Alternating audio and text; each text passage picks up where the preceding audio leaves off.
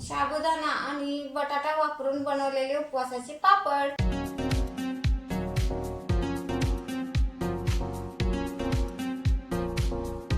Hi hello friends, मी प्रतिज्ञा स्वागत करते नवीन एका व्हिडिओमध्ये आणि आपल्या चॅनलमध्ये सुद्धा। आता दुपारचे 4 वाजलेत आणि आता माझा ऑनलाईन प्रोजेक्ट कंप्लीट करून झालेले आहेत। मग म्हटलं चला कपड्यांच्या घड्या घालून घ्याव्यात आणि बाहेर खूप ढग आलेत, पावसाचं वातावरण झालेलं आहे, तुम्हाला दाखवते। आणि ह्या कपड्यांच्या घड्या सुद्धा आता घालून घेते। आणि ह्या मी बॅग कपड्यांसाठी ना मिशोवरून मागवल्या होत्या। हे बघा, ही अन्विषासाठी मागवलेत, तिने कपडे कसे टाकलेत बघा, तिचे कसेही ठेवते, अजिबात व्यवस्थित यूज करत नाही। आणि हे अशा बॅगा मागवल्या मी, ह्या 4 ब्लँकेट ठेवण्यासाठी।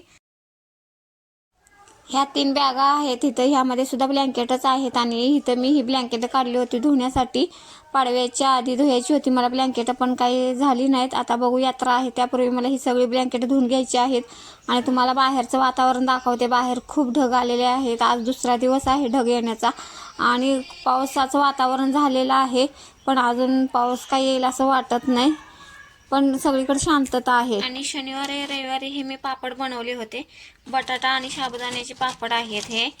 आता गॅसचा प्रॉब्लेम असल्यामुळे मी गावी जाऊन चुलीवरती हे बनवलेले आहेत। आता मी हे तळणार सुद्धा आहे आणि तुम्हाला दाखवते कसे झालेत बघा।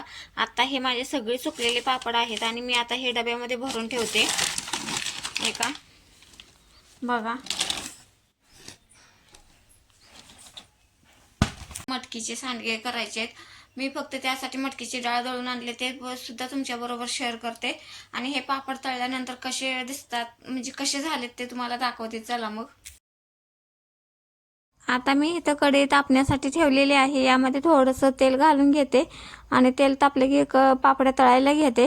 यापूर्वी मी कधी उन्हाळी पदार्थ केले नव्हते, ही फर्स्ट टाइम आहे माझी पदार्थ करण्याची, कारण आई मला प्रत्येक वर्षी देत होती करून आणि आता 2 वर्ष झालं मी विकत घेत होते। आणि ह्या वर्षी आहे वेळ, तर मग म्हटलं आपण करून घेऊया, म्हणून मी पहिली वेळ आहे की केलेले आहेत। आणि सगळे पदार्थ खरंच छान झालेले आहेत आणि घरी केलेले पदार्थ खरंच खूप छान लागतात आणि टेस्टी सुद्धा होतात। आणि त्यात एक गंमत झाली की माझा ट्रायपॉड आज काही केल्या सापडत नव्हता आणि शूट करायला सुद्धा कोणी नव्हतं, आणि शूट करायला काय जुगाड लावावा हे सुद्धा मला कळत नव्हतं।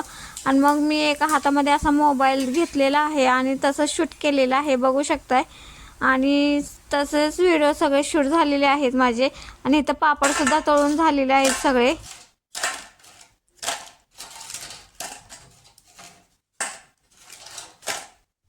आपले पापड आता इथं तळून झालेले आहेत आणि बघू शकताय कसे झालेत। आता हे बटाट्याचे पापड किती कुरकुरीत झाले दाखवते तुम्हाला, एक पापड हातामध्ये चुरून बघू शकताय किती कुरकुरीत झालाय।